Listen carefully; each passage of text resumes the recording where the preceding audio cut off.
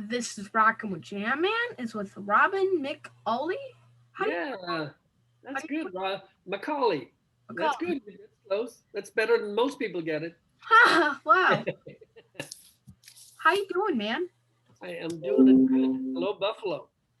Yeah, yeah. Buffalo's a great city, in my opinion. Yeah, it is. It's a little cold sometimes, but it's good. Yeah, yeah. Well, it's kind of had blizzards back in the day, but I know, right? yeah, that was a really bad blizzard in 1977. Yeah, but Yes. that was long before your time, Yeah, long before. huh? Yeah, gosh, you could. So do you play? Are you a musician? What? Are you a musician? I'm taking guitar lessons, lead guitar, and doing the drums. Good, good, good, good, good. Practice, practice, practice, practice, Practice, practice, practice, practice. practice. Well, So, how you? talk to me. What? Talk to me. How you doing, man? I am doing great. Looking forward to my new record coming out on May 7th. And yeah, things are good. Pandemic's almost over for most of us. And you haven't had your shots yet, have you? Hmm. No, no, no, No. no, no. I haven't had my shots. No, it's definitely gonna be. I really don't know when it's gonna be. Right. I really don't know about that stuff. I'm only 10. Yeah. Let me see who's trying to talk to me here. People are interfering. Okay. Fine. Congratulations on your new album, Standing on the Edge. Congratulations on that new album, man. Thank you very much. Thank you. Thank you. You know, it's I'm looking forward. We have two singles out already. Standing on the Edge, the title track, and we followed it with a second single, Say Goodbye. And May 7th, we will have the whole thing in the palm of your hand. I'm looking forward to it. And thanks for having me on your show. Oh yeah, it's a pleasure, man. Thank you for even taking the time to talk with me. Of course, of Thank you. course. What is it like putting out a solo album that you were fully in charge of? Ooh, not sure if I was fully in charge, but I was somewhat in charge. I guess you get a chance to choose the songs that you're going to put on your record. Um, in my case, I had a chance to select the music that I wanted to work on. So I wrote all of the lyrics and all of the melodies, and worked together closely with the producer to get the sound that I wanted. And I also had a great opportunity to work very closely with the artist and relay my concept to the artist and come up with the cover that we eventually came up with for Standing on the Edge. And it was a great process, given the circumstances that everybody's in lockdown and sequestered and quarantined and horrible stuff. But we got it done. An interesting time. Stories that you will be able to tell over and over and over and over for a long time. Yeah. How old are you? I'm 10. I'm You're only 10. You're doing an awesome job, and you'll be telling these stories for another 90 years.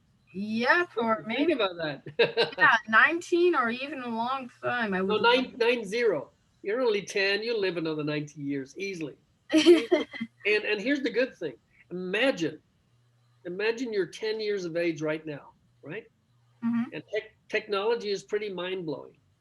Imagine in 90 years where that technology is going, right? Yeah. We could literally be talking in space right now. But And we just with our minds. yeah, just we could just be like, Yeah, right. just like, Yeah, yeah, mm-hmm. We yeah, just randomly we just get our mind questions. Oh, hi. yeah. Amazing. Yeah, Uh, enjoy it. Enjoy it. yeah, I would definitely.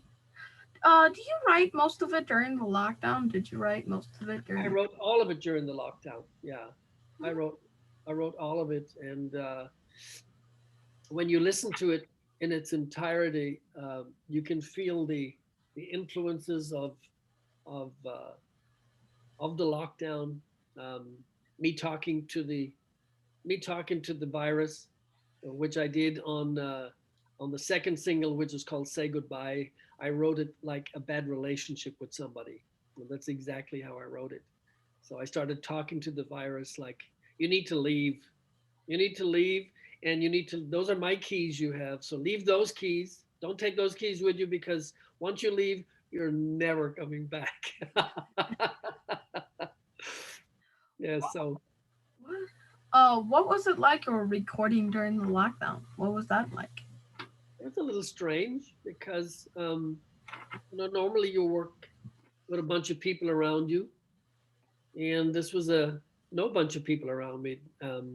When I eventually started to record the my vocals, it was just me and the engineer, and all I saw was his back, and he's wearing a mask. And I would walk in, say hello. He'd start recording. I'd start singing. I said, bye. See you Thursday. you know, it was like the mailman come to drop off the mail and then I'll see you. Yeah. And then I didn't see the producer because the producer lives in Italy. So we would record the tracks and then uh, send the tracks across the universe, and they would land in Italy, and he would listen to them and mix it and produce it and then send it back across the universe to me, and I'd listen to it and make some changes, and yeah, there was a lot of noise going on in the in the sound waves above our head, a lot of noise, but we got it done. A different situation entirely than I've ever used to, but interesting. And going forward, you don't need to be in the same room with anybody anymore.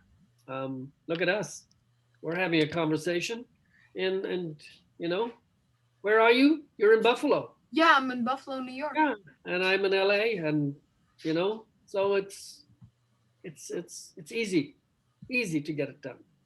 Easy lemon squeezy. Yes, sir. Now, how was it making your own sound for the solo album and not sounding like your stuff with MSG? That's a good question.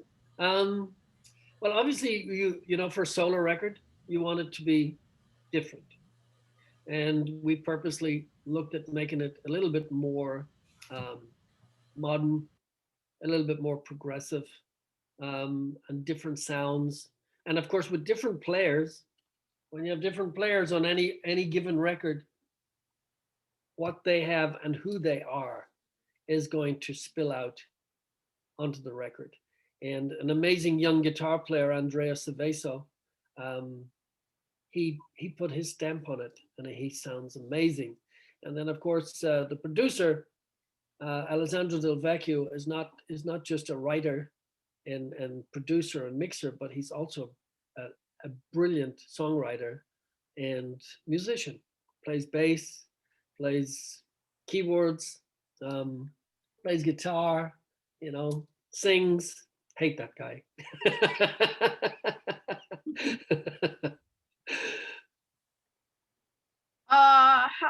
How did you pick up the lineup for this band? How did you pick up the lineup? Producer did that.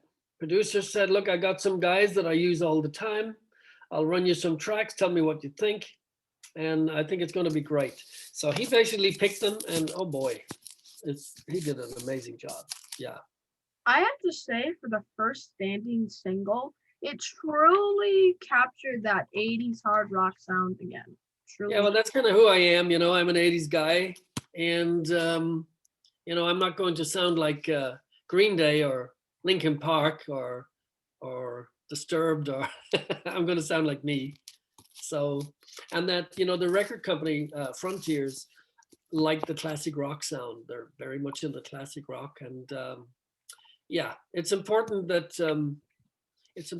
you be who you are and not try to emulate something or somebody that you're not, because it's just going to sound forced. So easy for me to just stay with what I know.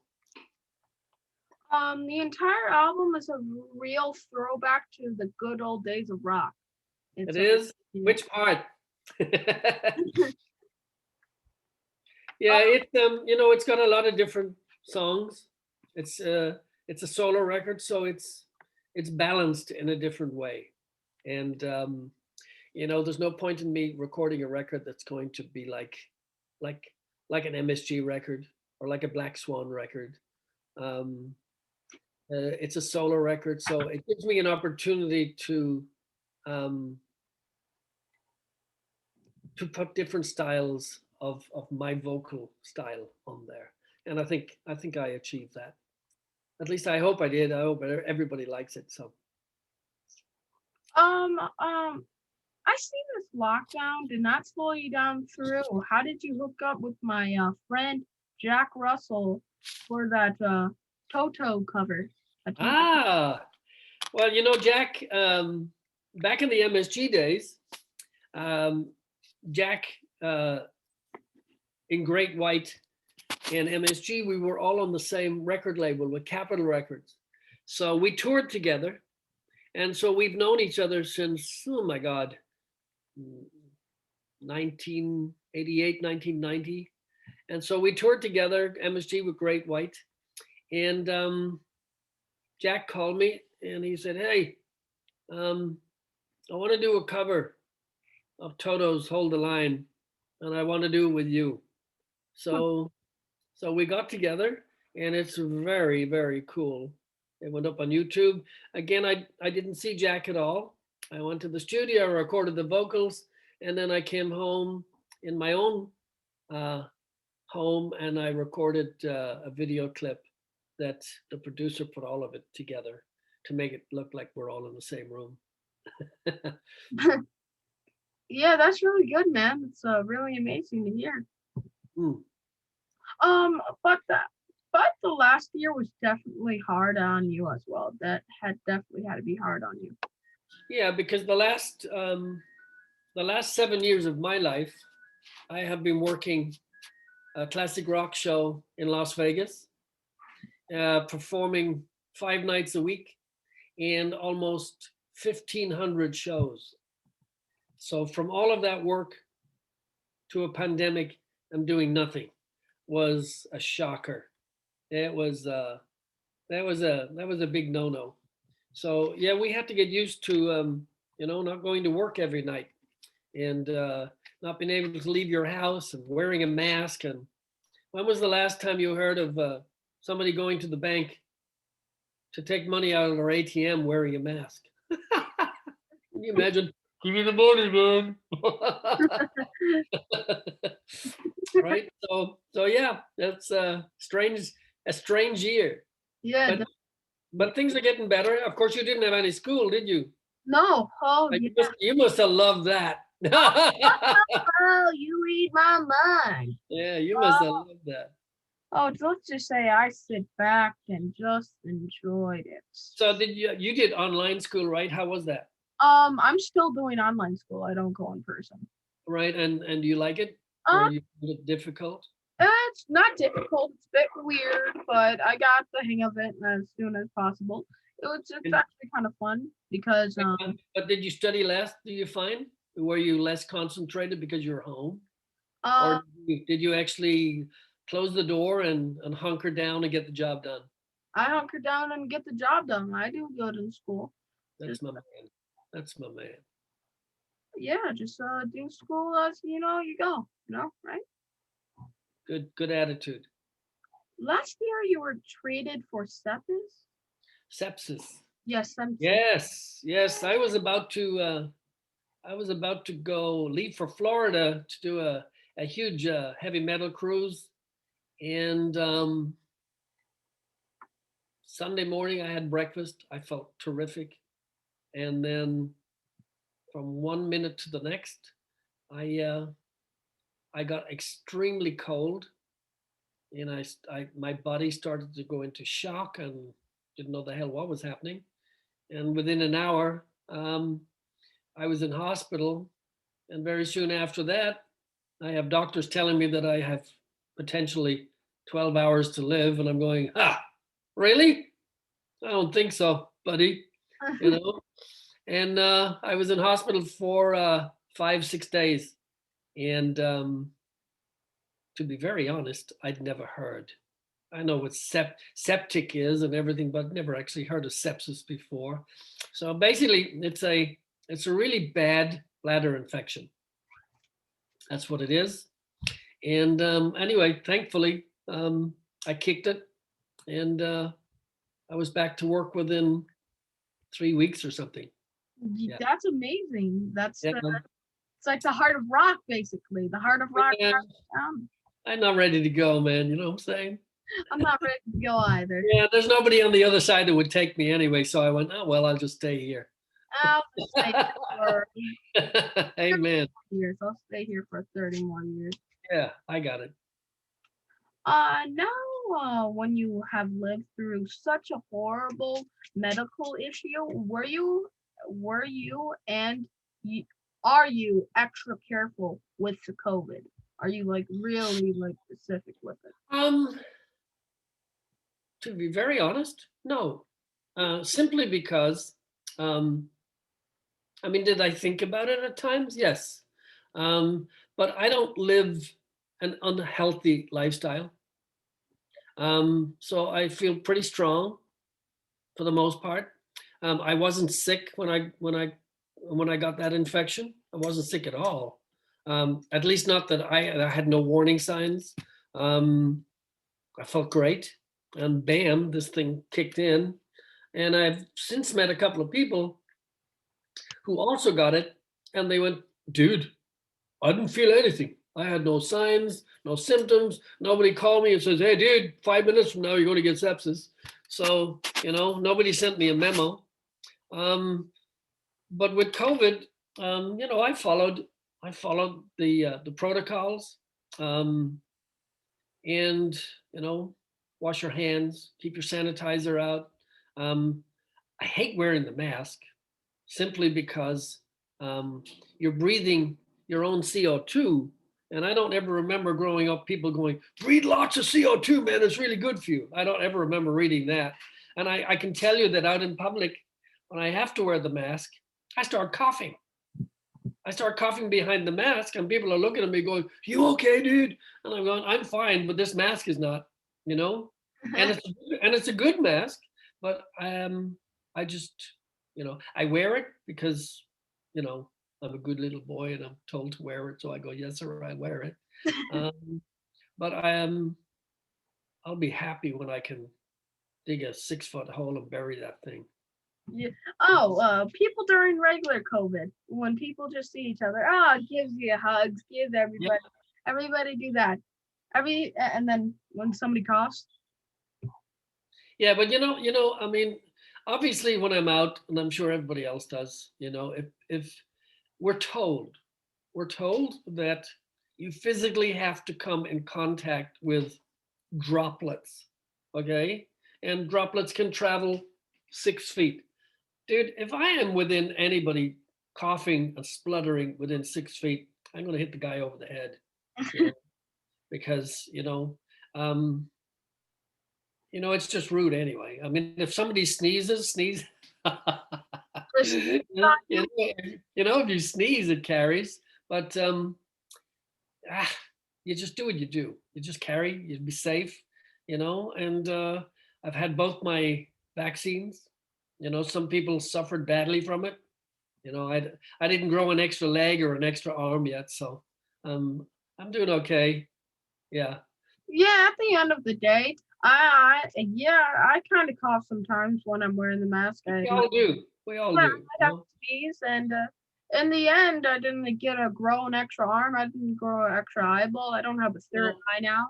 No, and the funny thing about it, here's a little funny story. So, habitually, if I sneeze, I usually sneeze a total. That's a true story. I usually sneeze a total of 7 times. Can you imagine if I'm out in public and I get into a fit of sneezing, and I'm going, oh, dude, 5 more to go. And it's true.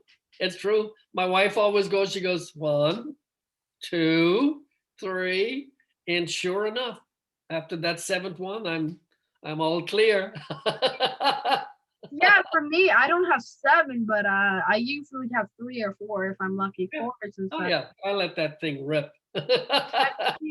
times. It actually kind of feels good a bit because you kind of Of course it does. yeah, Yeah. You know, don't hold it in. Let it go. let it let, go. let Sometimes, it go, man. sometimes I sneeze in my nose, but I like to. Yeah, let it go. Then you formed this amazing supergroup, Black Swan, Yay! Yes. and you put out this great rock album that was just razor sharp and really showed off everyone's talents. And then the world closes down shortly after. I know. I know. I know. Yeah, Eh, we released it was called Shake the World. And people, whenever I was interviewed, people would go, dude, so your album was called Shake the World. That was your first single. And then you had a song called Big Disaster. And then there was another song called Make It There. Dude, it was like a prophecy. And they were going, did you know everything that was going to happen? I'm going, of course I did. I have friends in high places. They told me everything. That's why we wrote that record. It was a great record. Thank you.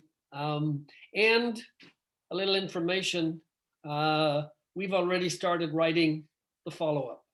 Ooh. So we're about 2 weeks already into it. The great and wonderful guitar player Red Beach and from Winger and Whitesnake and Jeff Pilson from Foreigner and Dokken and Matt Starr on drums. So we're already 2 weeks in and very excited. The new material is awesome. I am really excited. So I have this new Black Swan that I'm working on, and then I have a solo record coming out next week. So I'm in a good place. Been a good week so far. Yeah, definitely.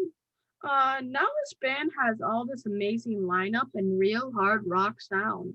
Yeah, so that has to be really good. Yep, it's a good year, and it ain't over yet. We're just starting. Yeah, we actually kind of just started this year. It's already April, maybe. Yeah, It's definitely going to be, or is it May? it'll be May on Saturday. Okay, thank you. I Yeah. get it mixed up sometimes. But yeah, what was it like getting all these legends in a room and like, hey man, you want to make some music? You want to make some hard rock music, guys? Yeah, nobody even says that. We just get together and somebody's got a riff and somebody's got a melody, and you get that from the guys who don't know what they're doing because they think they have to be cool. We don't even talk to each other. We just come in and do it. Oh, We just come in and do it. We don't discuss anything. We just come in and we go, hey, look, I got this. What do you think? okay. How about we just make this entire new record or single like Yeah, that? yeah. We just come in. It's very casual, and there's no big pomp or ceremony. It's just sit, have a coffee, and There's just no crew setup. nope, There's no crew. nope, nothing. Don't need anybody. All you need is an acoustic guitar even, and a vocal and a melody, and you just start writing, and that's it. You know, and then we'll record it if we like it. If we don't, we'll go next. Nah. When working with Jeff, does he learn more towards this 80s hard rock style or more of pop rock stuff? He does with Foreigner when you guys are writing music. um, I'll tell you exactly how it happened. So Jeff calls me and he goes, "Hey, Frontiers Records wants me to put a band together," and I called Reb Beach. Reb definitely wants to do it, and you're the first singer that I approached because I really want to work together. And I said, "So what did they want?" And he goes, classic rock record. And that was the only time we ever spoke about it. We didn't sit down and go, okay, this song is like that, this song is like this song is like that. We didn't discuss it whatsoever. We didn't say this has to be 80s, this has to be 90s, this has to be pop, this nothing. It just the music came and we turned it into Black Swan, whatever anybody thinks Black Swan is, that's what we gave them. We didn't. There was no big discussion. It wasn't like making dinner, a little ingredient of that, a little bit of this. We just We just threw it all in the pot, tasted it, and we went, that tastes good, you know? And can you remember what you put in there? No, next song. Yeah, so whose arm is that? uh, do you think Michael Schenker's created thrash metal? Did he create thrash metal? Yes. Definitely not. He has no interest in thrash metal. Michael is a Michael is a very melodic, um, he's a classic rock guitar player, but he has a lot of passion. He has a lot of soul. Um, One of the reasons I really enjoyed working with him is because even though he can be really fast and flashy with his technique, he has so much melody that it's great for singers. A lot of guitar players are just very flashy and it's athletics of the fretboard up and down as fast as they can play, but there's no heart, no soul, doesn't go anywhere. It's like acrobatics on the guitar neck. With Michael Schenker, um, everything he plays right from his heart. He wrenches those notes out and he lives with his guitar strapped around his neck. I don't know. I used to read stories about Jimi Hendrix that he would wake up in the morning, strap on his guitar, wear his guitar, making breakfast. Michael Schenker is kind of like that. He's always playing and always creating. And he doesn't listen, at least he says he doesn't. He doesn't listen to other people's music simply because he doesn't want to be influenced by it. So whatever comes out is really comes from him. I hope that answers your question. Does it bother you that he still uses MSG when making music? Well, it's his name. His name is MSG is Michael Schenker Group. In my period, the MSG was McAuley Schenker Group, which is my last name. And then when we did the big touring for the last 3 years, he called it Michael Schenker Fest, which was a festival of all of the singers that he worked with. Well, not quite all, but really the prominent ones. And so he called it Michael Schenker Fest. And now he has a 50th anniversary record out. He goes back to Michael Schenker Group, which is him, and he surrounds himself with friends that are current. So yeah, it is Michael Schenker. MSG is Michael Schenker Group. He's just using his own name. No, and it's a great logo. I've always loved that logo. Are you guys still friends? The best of friends. The best of The friends. best of friends. Yes, and he lives in London. Well, he lives outside of London, and yeah, we email each other, and it's good. It's a good relationship. Yeah. Do you plan on playing any shows? That would be the big $1 million question. I think as soon as we get the green light, I think everybody will be putting shows together. So that's the ultimate goal: is to take this new material and get out there and perform live. We're dying to get out there and perform live. It has to be hard figuring out what states are opening where you can play and then trying to route a tour with limited options. Well, that's because of the pandemic. But once this is done, the promoters will they'll figure that out for us, and we'll either say yes or no. If it's the right demographic, the right kind of tour. I think any kind of tour would be great right now. Yeah. So Um, I have another interview coming up very like in a minute. oh, If okay. it's okay. I guess we'll just finish it off then. Um, You have a lot of information. This was one of the best chats I've ever had. wow, really? Thank Yeah, you. thank you. You're really good. You're really good. Thank you. How do my fans start following you? I just gotta ask these 3 questions. Yes, please. Okay. How do my fans start following you? You can find me. You can find me on Facebook. You can find me on Instagram, and you can find me on Twitter. and they Easy, easy peasy. All under my name. No fancy name, just me. okay. I bet you never thought to be having to keep on social media when you were rocking out in the 80s. You have to always keep this on social media stuff. Well, you couldn't pick up your phone and take a photo and send it to somebody like you can nowadays. In fact, I think there's a lot of musicians, including myself, who will tell you that we wish when people would come to a concert, they would watch the show through their own eyes and not through their phones. Because people hold their phones up and they're so busy capturing the show on video and on their phones that they don't actually see the show. They're just there to capture it and see who's going to be the first with the worst post and the worst sound possible. And that's how people see you on social media. They don't really hear the band because, even though the phones are high tech, yada, yada, um, watch the show. Put the phone down and watch the show. That's what you're there for. Well, that's what you're supposed to, or stay home and watch a recording sometime, but don't watch the show through your phone. So it has a lot of pluses and minuses. Take a photo and post it, but don't take a video that's going to sound terrible and then post it and go, I was at the show, man. Well, kind of. You were there, but you weren't really watching the show.